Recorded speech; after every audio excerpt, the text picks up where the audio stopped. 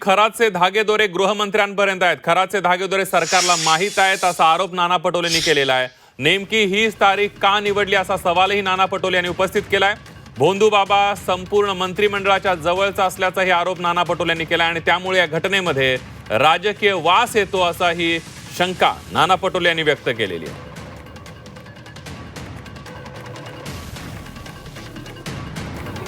हीच तारीख का निवडली?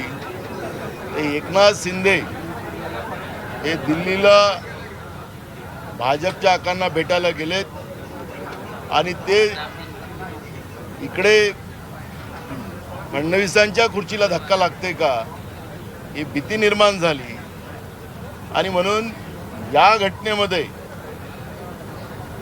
जो राजकीय वास येतो आहे त्याचं कारण आहे की महाराष्ट्रामध्ये एकनाथ शिंदे असतील की फडणवीस असतील यांच्यामधला जो संघर्ष आहे तो विधानसभेतही आम्ही पाहिलेला आहे आणि त्याच्यामुळे या अशोक खरातला त्याच्या भोंदूगिरीच्या बाबतची सरकारला माहिती असल्यामुळे त्याला ऐन वेळेवर हे सगळं वातावरण बदलवण्याच्या दृष्टिकोनातून आणि याचे धागे खराताचे देशाच्या गृहमंत्र्याबरोबर आहे आणि म्हणून अशा पद्धतीचं हे ट्रँगल उभं करण्याचं काम या भोंदूबाबाच्या प्रकरणात केलं गेलेलं होतं.